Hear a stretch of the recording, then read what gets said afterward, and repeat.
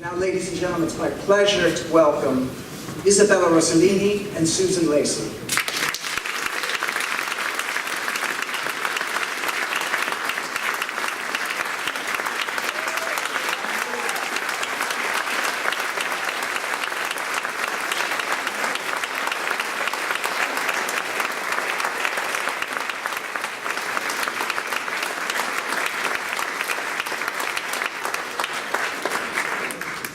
Isn't that the best movie ever?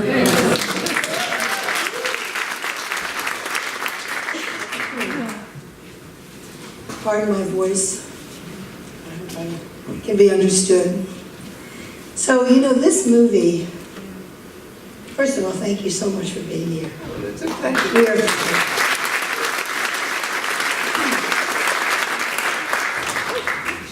This movie has made just about every top 10 movies of all time list there is to make. It also won Oscars for Best Director, Best Movie, and Best Adapted Screenplay. But there are people who feel the film is overrated. There are a few, actually. But the best thing I ever read was saying, it's not the best movie ever made, but it's the most beloved. And that's actually what finally matters. I think it's a brilliant screenplay.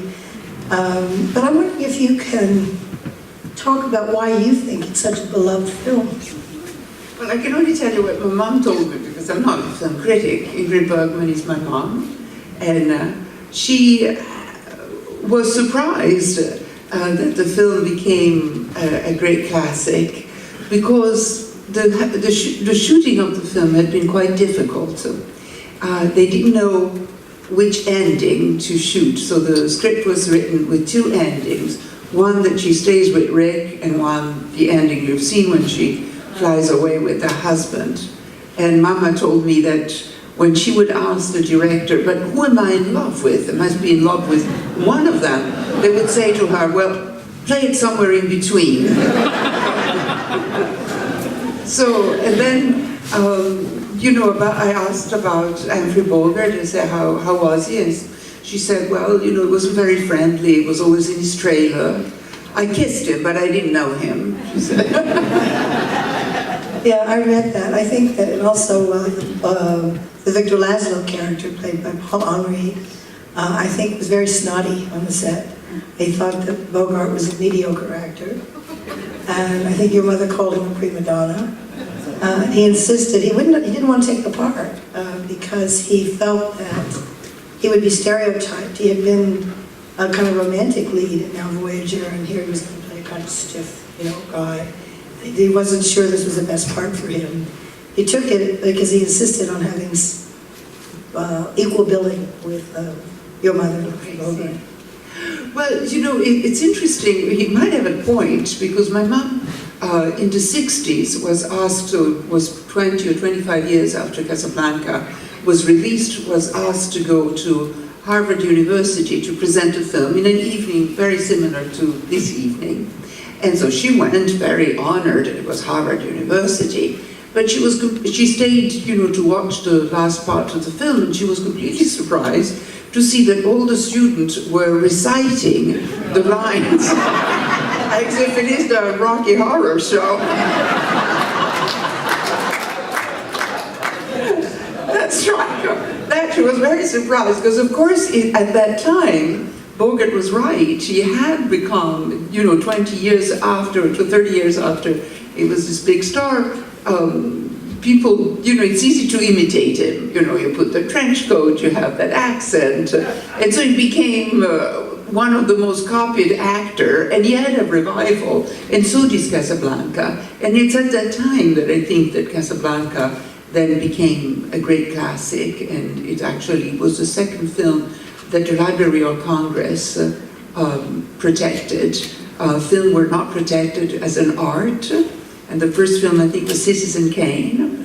And then the second time, the second year, it was Casablanca was picked. So Mama was very happy about that. Well, it certainly deserves it, but it also has more lines than any other movie ever made in the AFI's book of the most memorable quotes from movies. and 7 of them are from Casablanca. And interesting to know is, of course, Play It Again, Sam, was never in the movie. I was surprised to read, I did a little reading on all this, that Here's Looking at You, Kid was actually ad-libbed by Humphrey Bogart. It wasn't in the script. I didn't know that. And there was one other interesting fact, I'll get to it in a moment, but...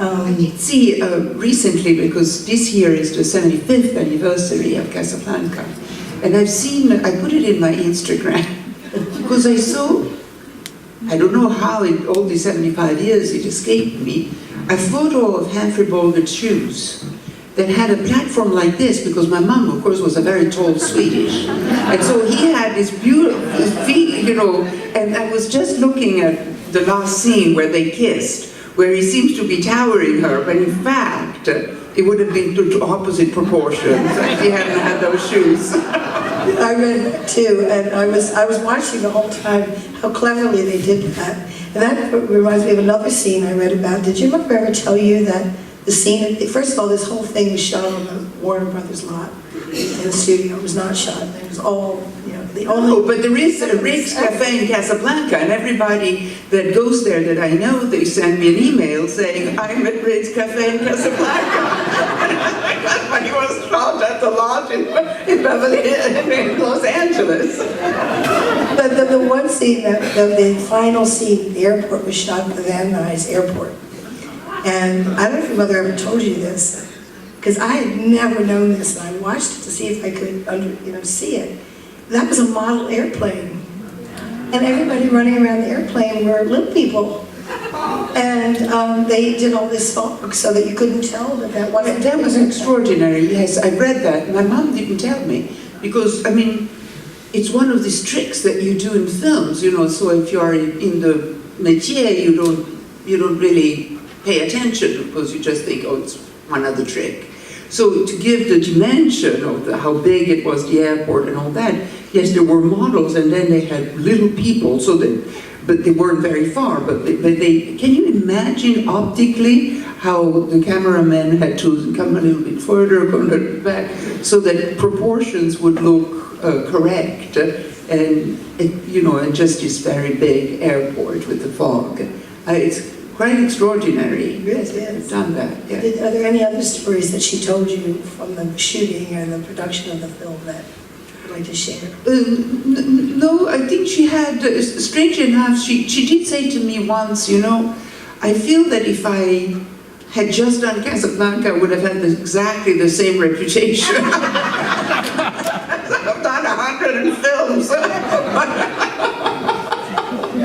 So I think, my father was also a film director, and he did a film that was very iconic called Rome Open City, also about Second World War, and Mama did Casablanca that became so iconic. And both had a kind of love and hate relationship with these films, because they, of course they were very happy that the film was successful and they were remembered and all that. But then there was a part of them that felt, like Mama said, maybe we should have just done that one thing, and all the rest was a waste of time. And my father too, I think, felt very prisoned, in a straitjacket from that film. And when he tried to do films that were slightly different in style, people were, oh, it's not Rome Open City, we like Rome. So I think it was the same for Mama, that sometimes she felt, Casablanca.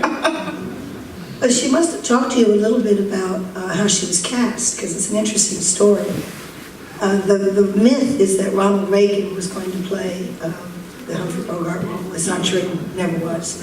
Humphrey Bogart was cast from the beginning, but your mother wasn't cast from the beginning. I know, I don't know that story. No, Ed Sheridan was going to play her, and wasn't available. So they were looking around, and I think somebody wanted Hedy Lamarr, and Hal Wallace, who was the producer, really wanted your mother, but he had to make a deal with Selznick. She was under contract to Selznick, and they had to make a swap, and a real deal to get her. And they had to convince him to do it, and the screenwriters Julius and Philip Epstein, who bring a lot of the pizzazz to the screenplay. I think most of the lines everybody remembers are theirs. Took Selznick out to lunch and just tried to describe the movie, and he was eating soup. He never looked up. He was just eating soup. And then they said, well, it'll be a lot like all that shit in Algiers, you know, smoky cafes and things. He went, okay, all right, I'll make the deal. But she said he wanted, you know, I think he was a little bit in love with your mother. Selznick, I think, was always a little bit, but I mean, nothing, they didn't have a relationship, but, you know, No, she was... my mom's best friend was Irene Selznick. It was David Selznick's, so my mom was Swedish, and she came to America in '39. Well, of course, in Europe, there was the beginning of Nazism. Her mother was German, so she was half German, half Swedish, but she lived in Sweden. And she had done already, she was only 22, she had already done 11 films in Sweden. She was the upcoming star of Sweden, and she spoke German, and she had done some film in Germany. And of course, there was Greta Garbo just declared, I want to be left alone, and everybody was looking for the next great Swede, because they know that Swedish women are beautiful, to come to Hollywood as substitute Greta Garbo, who didn't want to work. And David Selznick had a scout called Kay Brown, and Kay Brown was also eventually became my mother's agent. And Kay Brown was then sent to Sweden, and she came 1 year and saw my mother, and she came a second year and saw my mother. And the second year, the first year she bought a film that was with my mother, which was remade in America with, incredibly enough, John Crawford, because they're so different, my mother and John Crawford, A Woman's Face. And then the second time that Kay Brown went to Sweden the following year, again, there was the big film in Sweden was again with Ingrid Bergman, and it was Intermezzo.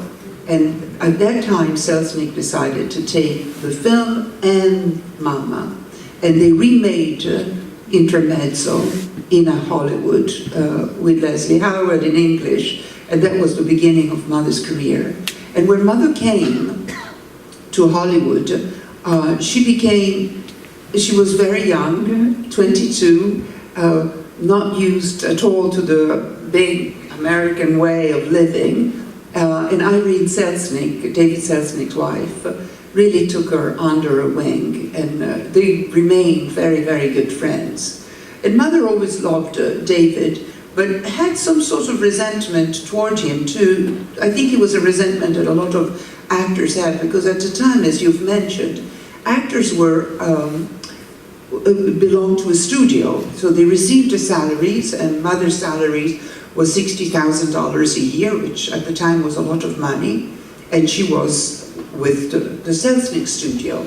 And Selznick, because Mama became also very known in America, she could negotiate a little bit what film to make, but really she was under contract with Selznick, and Selznick made most of the decision. And then Selznick started to make deals like the Casablanca and lease her, but all the money went to him, and I think he leased her to just Casablanca for $130,000, so it was twice as much as what Mama made. And I think that year also Mama was also leased to another studio, and that created, not only in Mama, but in a lot of actors at the time, the feeling that they wanted to be independent from the studio, and they changed.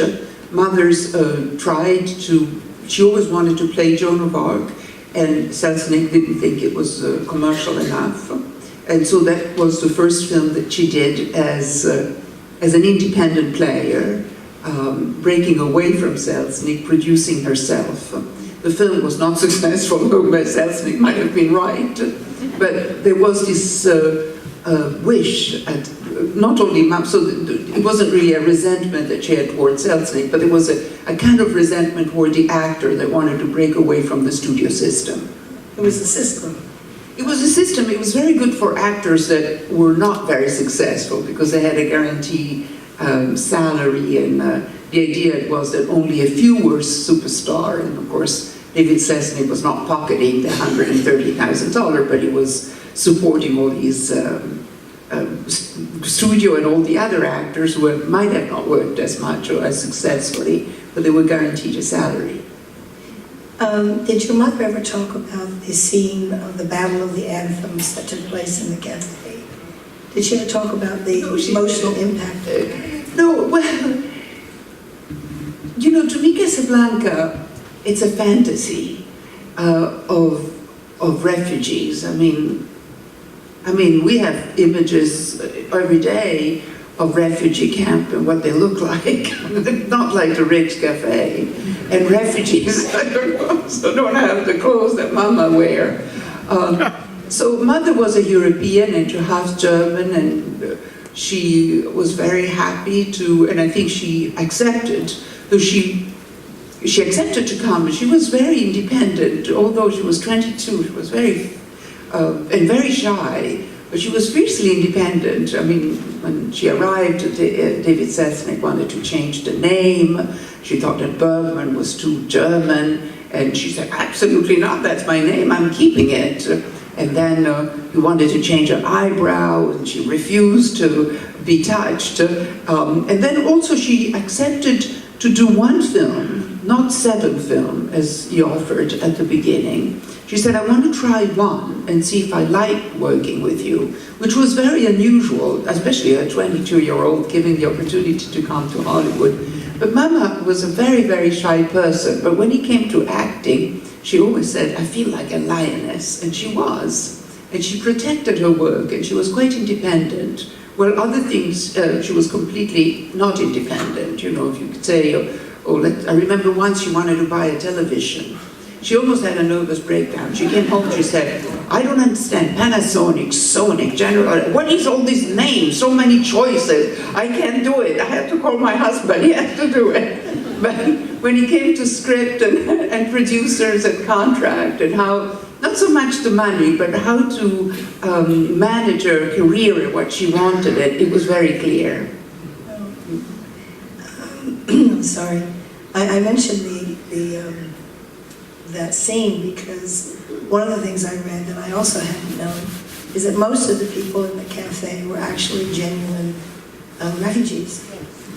It's true. And that is one of the things that people say gave that such power, that the actors weren't acting, they were really crying. They were, you know. There were some very dramatic stories of a lot of them Jewish actor who escaped Europe and entire family killed in concentration camps. Yes, Hollywood was this place where a lot of people escaped. Billy Wilder had a fantastic line. He said, sorry, I have to rethink about it. He talked about people in Berlin and in Germany, and he said, the optimist died in Auschwitz, the pessimist came to Hollywood. The pessimist, the understanding there was going to be a war, they escaped. Yes, a lot of them were. And that was a reality. I mean, it was a reality for my mother too. Her mother was German. She had a Jewish last name, but they weren't Jewish. Adler, and the entire family tried to escape, and they were dispersed in different parts of Europe. So mother too, like everybody, was touched by the war. So the film, Casablanca, by the way, means White House. And in terms of American values, I don't know whether you wondered, you know, this is part of an American values screening series, why this film would be chosen for that. I wonder if you have any thoughts about. No, but it's the name of a big city in Morocco. Yeah, I know. So I know it means White House, and, but I never associated it with the White House in Washington. No, but there's some people who feel that, that Roosevelt was a little bit of a model in a very, very distant kind of way for the character of Rick, who came kind of begrudgingly into the war. And Rick kind of came begrudgingly into the war until finally the nobility of each character kind of forces the right decision. you know, and It could be. I mean, I think sometimes critics read too much. I thought that was a stretch myself. Casablanca, I think Casablanca was a play. I don't know that it was a very successful play, but for sure it translated into a very successful film. And it does have the feeling of a play still. I mean, the dialogue so precious, so wonderful, and everything taking place at the Rick's Cafe. I think the play was based on a play called Everybody Comes to Rick's. And it was optioned by Hal Wallace. It was recommended to him by Irene Diamond, who had seen it. And it's one of those amazing stories of a film that almost is better than the sum of its parts. I mean, it was, you know, the casting was up in the air. The script was always up in the air until the last moment. A lot of different people had pieces of the script. I think the best parts are attributed to the Epstein brothers, but Howard Koch had a role in this.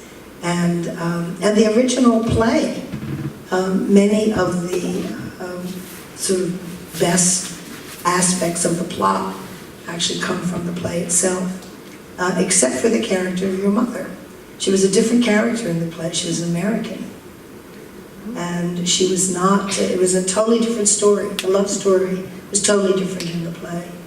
But they wanted to change the character so that she was involved in the war, involved in the moral dilemma of this film, which it is a film about moral dilemmas, which the director was quite known for, Michael Curtis. That was a hallmark of his movies. But what would you, I mean, it was, would you draw any parallels to this film to today? And I know this sounds like a stretch, but I think there is a little bit of a parallel. Oh, that is a difficult question. No, but I can answer in the past. You know, I grew up in Europe, and my father was making films that were called neorealism. They were very, very the opposite of Hollywood films. They were films that they looked like documentaries, and that's why but they weren't documentaries, but they looked very realistic. So I always felt that I was caught in between these two cultures, one that saw the war like in the polished glamour of the film that you've just seen, and the other in the very moving, heartbreaking of my father's film, or Vittorio De Sica, or that generation of Italians. And I was caught in between, and actually my mom, because I think she was a European and worried about Europe, that was the Syria of today, she wanted to do something, and she went to see my father's film, and she loved it, and waited for my father's second film, Paisa, and loved it. And she wrote my father a letter saying, I want to work with you. So my father was quite surprised that this big Hollywood star, at the time she was the #1, wanted to work with him. It would be as if, I don't know, Jennifer Lawrence writes to a Syrian director saying, I want to work with you. You know, he was totally surprised. But not only that, they fell in love. So that was also, so they made 5 films together and 3 children, and one of them is me. But, so I grew up between, and I feel so lucky to have grown up in these two worlds of Hollywood, but also of Europe, having these two cultures, cinema culture, in me. So I don't know how it would reflect in today's world, but I know in my own world there was this reality. Well, thank you for sharing that. And I know that wasn't always easy in your life growing up, because there was a lot of scandal about your parents. Do you want to talk about that at all, or is that... Yes. I mean, so when my mother fell in love with my dad, she was married, but she became pregnant with my dad before she could obtain a divorce. So she was banned from America. She was banned from films. She was considered box office poison. The studio would not use her, and they didn't work with her for about 10 years. So she came, and she was not allowed. The worst was for her, I mean, of course it was terrible not to work with so many people that she had loved and worked, from Hitchcock or Cary Grant or friends of hers or to Selznick. But she couldn't see her daughter for 8 years because she wasn't allowed back, and the husband wouldn't allow the daughter to go to Europe, and of course the judge sided with the father. And that was very severe. And Mama suffered a lot from it. And then, 10 years later, the Senate took a stand against my mother. They said, from the ashes of Ingrid Bergman, a new Hollywood will be reborn. There was an attempt in the Senate to create laws that would look at actors' morality before the studio could promote them to become stars. First of all, nobody's promoted to be a star. You know better than I that a lot of it is luck. But of course, the studio can ruin your career, but they can, or they can encourage you, but they can't really, nobody knows what makes a star and why the audience reacts to that face instead of that other face. But in the Senate thought that it was important, since actors become role model for the young people, that maybe they should be scrutinized before they're given the chance to be leading ladies in big films.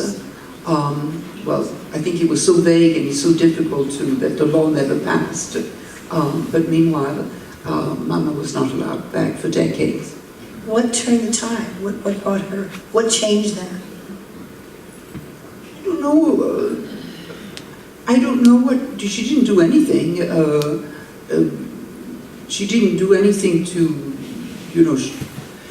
I think as a foreigner, I see this happening in America a lot. So as a foreigner who lives here, I see this kind of destruction of a character and then resurrection. I've seen it, for example, with Michael Jackson, that became really ridiculed and really and now he's again an iconic, adored person. So there is something in our American culture, because now I'm an American too, that like this process of resurrection.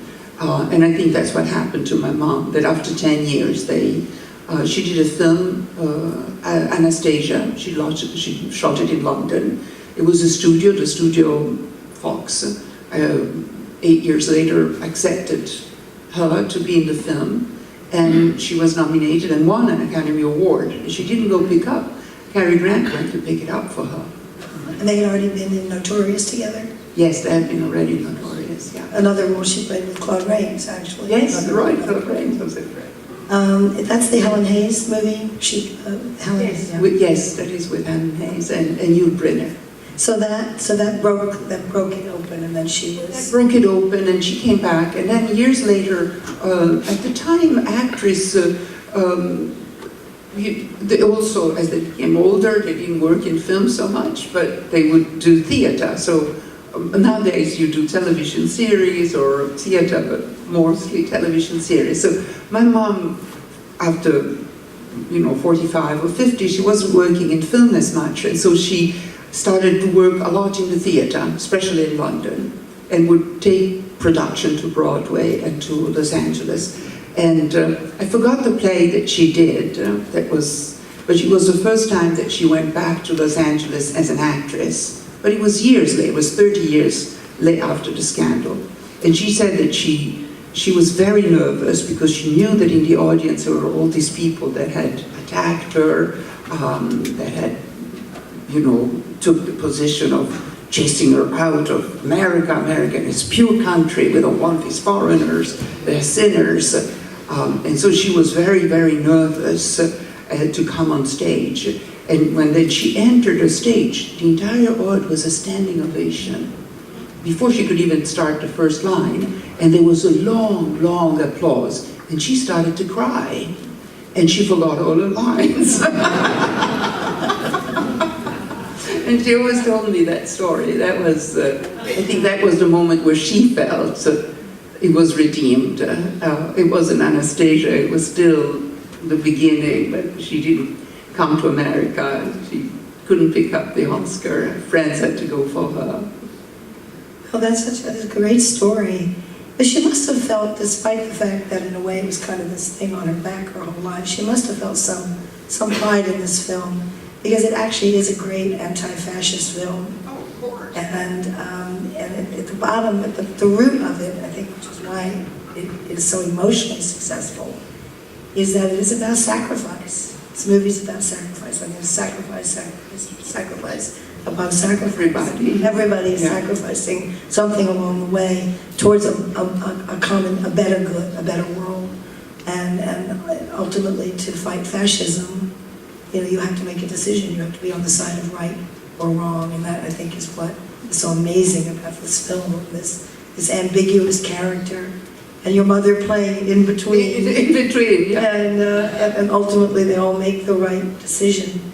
I wish everybody would make the right decision today, as we see fascism marching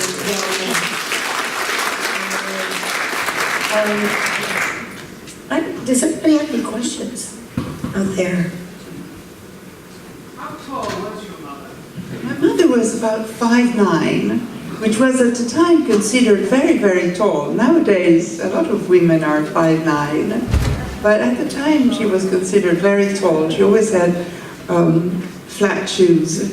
I remember she was in, was it Gaslight? She had to play a scene with Charles Boyer, and they had to run into each other's arm. But of course, he couldn't run, because then you would see that he was shorter than her. So the scene was rewritten that she runs, so he can be again on the platform. And sometimes they even cut dug trenches so that she would walk on a trench below her. Another question. What do you think your mother's favorite film was? Did she ever say? Of hers? I think she adored working with Hitchcock, and every time she said Hitch, eyes sparkled. They were a very good friend. They were always giggling. She was very good friend with Jean Renoir, and she did a film called Helena et les Hommes, which was not successful. And I've seen it recently at MoMA. There was a retrospective of my mother, who in 2015 would have been 100 years old. And the Museum of Modern Art did. And I saw that film and I found it delightful, and Mama was so full of life. I could see it was the same sparkle she had when she sat at dinner with Jean Renoir, so I'm sure, I think the actors love the films. You always hope to make a very good film, but it's the memory of working with friends and the atmosphere on the set that makes you like that film more than others. So I think Hitchcock, probably. And also the film she did in Sweden. Of the 11 films that she did in Sweden before coming to America, 6 of them were with Gustav Molander, a very established older director. And Gustav Molander also told her from the beginning, you are something special. You are going to be a big star. And she always carried that voice in her. It meant a lot for her to have Gustav Molander told her that. What's your favorite film of your mother's? Well, it's hard. I think the 3 that comes to mind, I do like Casablanca quite a lot, because also it's very funny. It's very moving, it's very dramatic, it's about sacrifice, but there is also a level of comical that it combines so many things. But I think Notorious is quite extraordinary. That is with Cary Grant and Alfred Hitchcock directing. I like the films that he did with my father, Viaggio in Italia and Stromboli, I like quite a lot. I study animal behavior. I have a master's degree on animal behavior, and there is a particular scene in Stromboli that is incredible to me, because it's called the tonnara, it's the tuna fishing, and it's an incredible scene where you see this very primitive way of fishing with boats making noises to gather the fish, and then they kill all the fish with spear. But these millions of fish that are brought out, and everybody's praying because it's God giving abundance. Well, that fish is a tuna, a Mediterranean tuna that is highly endangered, and he's in a moratorium, we can't eat it. And so that film, to me, shows also an Italy that has changed completely, an Italy that was a primitive country that has become now one of the 7th largest economies, and rich and evolved, and I lived through it. You know, I was born when Italy was still very poor, and I lived through this enormous, so Stromboli reminds me of that Italy and what we have become. And then I do like very much Autumn Sonata, directed by Ingmar Bergman. It was the last film my mama made with Liv Ullmann. And she was very delighted to work with Bergman. It's a wonderful film. Yeah, they're not related, Ingmar, and it is the same last name is a common last name in Sweden, like Smith or White, Bergman. And but of course, Mama there too. You know, she did it again. She left a little note. They were at the Cannes Film Festival, and Mother was the president of the Cannes Film Festival, and I think Ingmar Bergman was presenting a film, and Mama slipped a little note in his pocket saying we should make a film together. Exactly the same thing as she had done with my dad. We are the two Swedes known internationally, and we haven't worked together. That has to be corrected. And they did do a beautiful film, Autumn Sonata. Did she ever think about producing? No. Mother, no. She always wanted to be an actress. She went to the theater. Her father was a painter and a photographer, and also sang in a choir, and brought her when she was 14 to see opera, you know, when she was little, see the opera. And Mama, and then one day when she was 14, she brought her to see a play.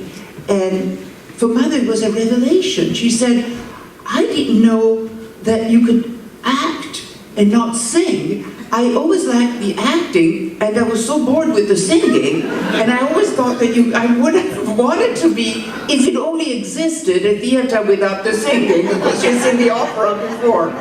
And so she always wanted to be an actress. She was very shy, and she said that, so I think when you're shy, you're always a little bit uncomfortable, but when she was on stage or when she was an actress, she felt very strong and very brave, and so she loved it. And I am an actress too, and I often see that in actors. I've recently worked with Robert De Niro, who also felt the same. I felt he's so shy, and yet he's like, you know, oh, like an actor, but as a person, he's always, you know, high. Like my mom was always red, sometimes so red that she would kind of burn her skin. You know, we had to put ice cubes because she was so red. She blushed so much. One last question for me, and then I'll open this up to the audience. You know, her relationship with Cary Grant, I presume, was as wonderful as it's on screen. And I remember Indiscreet as a movie that I absolutely adored. Like, Indiscreet is charming. It is really a charming film. But I also loved her in The End of the Sixth Happiness. Did that movie have meaning for her? She liked the film quite a lot. I think it was a happy shooting was happy, and the End of Seventh Happiness was shot in Wales, though they pretend to be China. This is another miracle of cinema. Casablanca was filmed in Los Angeles, and China was filmed in Wales. Okay, so some questions. You've written about an anecdote, which I wonder if you would mind repeating. It has to do with what happened to you when you were shopping in an antique shop. Could you tell that story? You know the one? Yes, I know. So, all my life I was told that I looked like my mom. And sometimes, you know, I would stop a taxi in New York, and I would get in the taxi, and the taxi driver would say, oh, I thought I was going to pick up Ingrid Bergman. So, you know, I said, well, because when Mama and I, we looked at each other in the mirror, we said, yes, there is a resemblance, but we didn't look exactly the same. I'm much darker, she was blonde.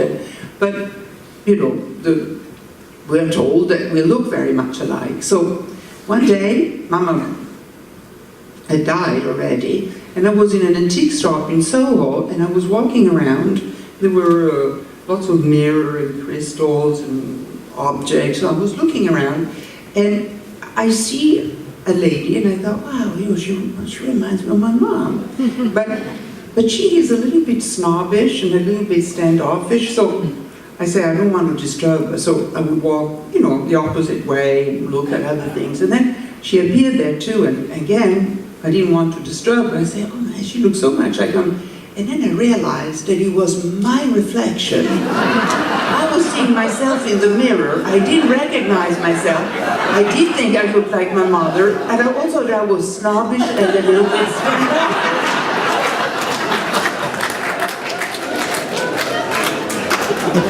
April.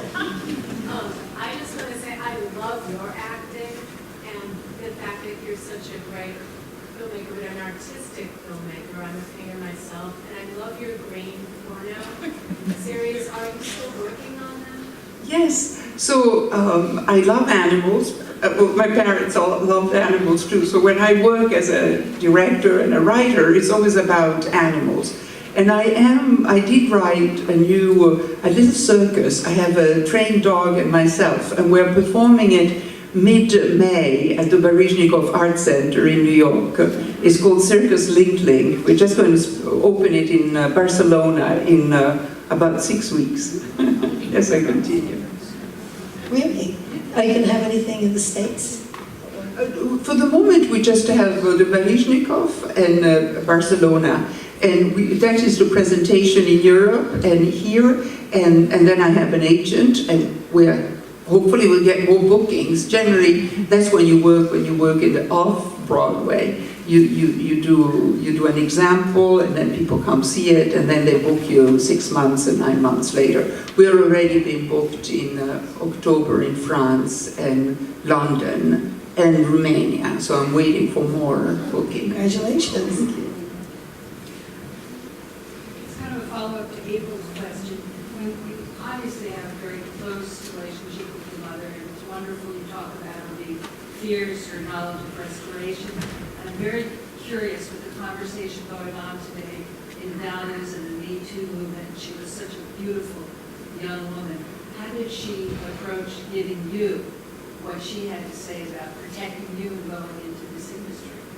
So I don't remember mother, maybe because I was the daughter, because I think every woman had some sort of harassment, whether it's light or very severe. I think it's common to every woman who has had that. She didn't tell me about it because maybe I was the daughter, and she died in '82, so as many years ago. I always perceived my mother as being very independent, almost definitely a feminist, but though she didn't declare herself a feminist, the feminist movement was quite new, and she was a little, my mother was an orphan. She lost her mother when she was 3 years old, and her father when she was 13 years old. And she went to live with cousins. And I think she really learned how to be independent and defend herself. So she was very strong that way. And I'm sure, Gustav Molander or Hitchcock, well, she fell in love with my father, but I think she never mentioned to me anything. Maybe I think that what is the name of it? Was Fred, the big producer, the eccentric one that ended up the TWA, their own TWA. Howard Hughes. Howard Hughes, I think, had a crush on her. And she never said to me that he had done anything wrong, but that he did finance Stromboli, the film that my mom did with my father, but he hated the film. And my father forbade us, the entire family, to ever fly to WA as a revenge. So I think that, I could tell that from the way that mother explained it, that he had a crush on her, and finance the film she wanted to make in the hope that she could then do the film that to lure her to her side. But she never mentioned any sexual harassment as it is, as the subject of today. Hi, I'm actually working with Monica Henry right now with the Garden State Film Festival, Paul's daughter, and she, if I may slip you some information from her. Following your mom's footsteps and slipping a note. Any other questions? Over there. I've lived in Morocco, and I'm just curious, did the protagonist ever actually get to Casablanca, and have you picturesque cafe? I always want to go to Casablanca. I tell you, all my best friends, when they go to Casablanca, they call me. And then if somebody says, I remember once I was in a cafe, and the waiter was talking to me and was speaking French, and beautifully French, and I said, well, where are you come? Where do you... I speak French too, so we started to speak French. And he said, I'm from Casablanca. And I said, he said, you too? Because my reaction was as if I was from Casablanca. I said, no, but almost. No, but I've never been. I always wanted. Once I did a film in Spain, and I took the ferry and from Gibraltar and went to that first teeny town. It's a beautiful little market, and we had lunch, but we had to go back. And of course, Morocco is like the Caribbean of Europe. Everybody in France have a house in Marrakesh and all that. So I don't know why I didn't end up. I should be there. It's my nation, but I haven't been there yet. I know the owner if you want to go. I have a great piano player, but not next It's funny, mentioning Rome or the city, I'm having flashes of images from that great movie while thinking about Casablanca. I was wondering, sitting here thinking, did your father ever say anything about Casablanca? It's the antithesis of his style. Yes, the antithesis, and he didn't say anything specific about Casablanca, but I think he did not like Hollywood film. My father was from that group of directors that they weren't even in opposition. They didn't even know it existed. They were in Italy. It was a country with the war and the fascist regime. Lots of things were censored, and so to him, the film was completely, he always said to me, it was a moral imperative, it was a need to tell the world what we had lived. My father made this film that looked like a documentary, and he really gave the voices to the civilian during the war, because there's a lot of propaganda films, but or war films with military and all that, but so it was a complete different approach. It wasn't entertaining, it was informing, it was crying out your pain, crying out for help. So it was a completely different. I would imagine that if you looked at Casablanca, you would be stupefied about the refugees all in a cafe playing roulette and drinking champagne,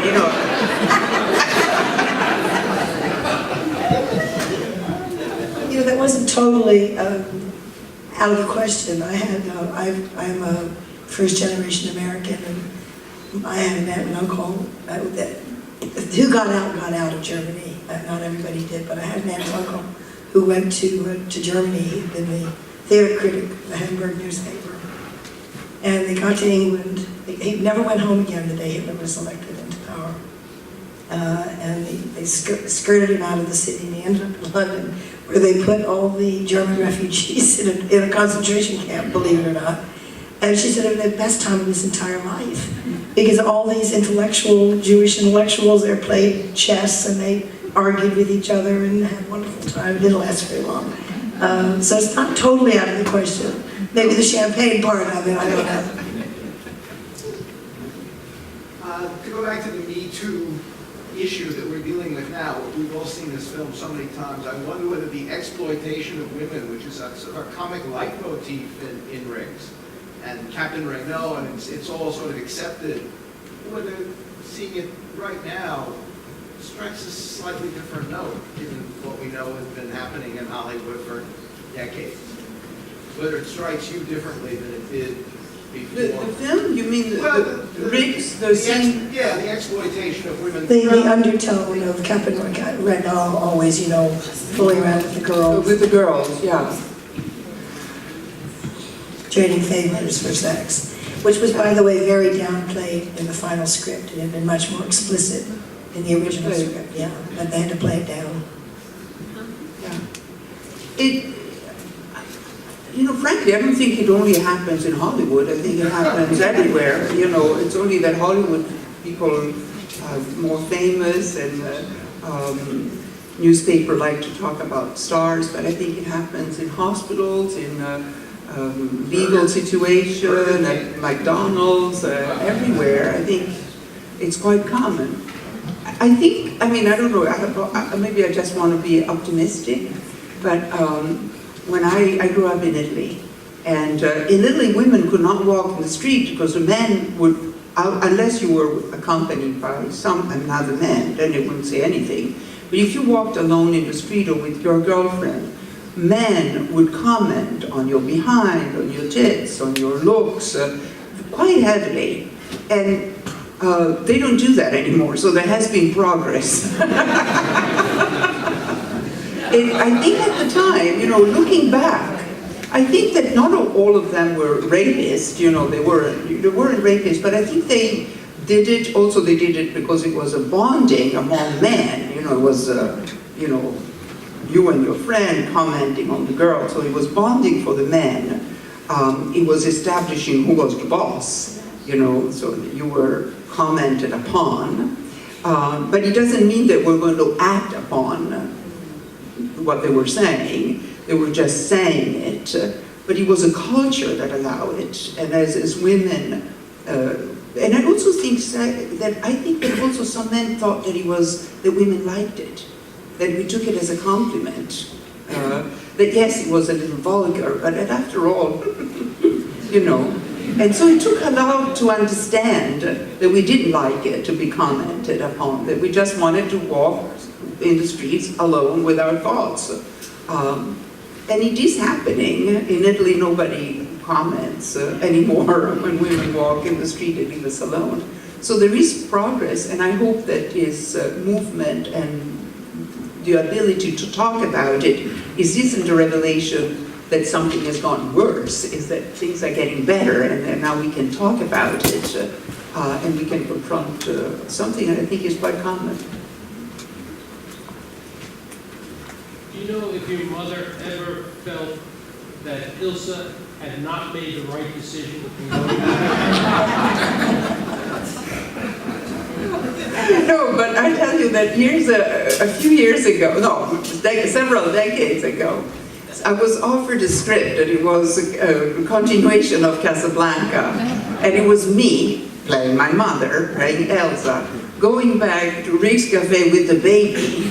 Rick's baby. It wasn't just a kiss. That's how it started. I turned the film down. Just one last observation. Apparently, there was going to be another scene with Ingrid Bergman, Humphrey Bogart, and Claude Rains while they were all on a boat, kind of aftermath of all of this. And but they couldn't do it because this is, I guess, was going to be with the other ending. But they couldn't actually shoot it because they couldn't get Claude Rains back to do this. I don't quite know the whole story, but there was going to be this other thing. And David Selznick heard about it, and he said, "Oh my God, no, you can't change that ending." And on that note, thank you very much.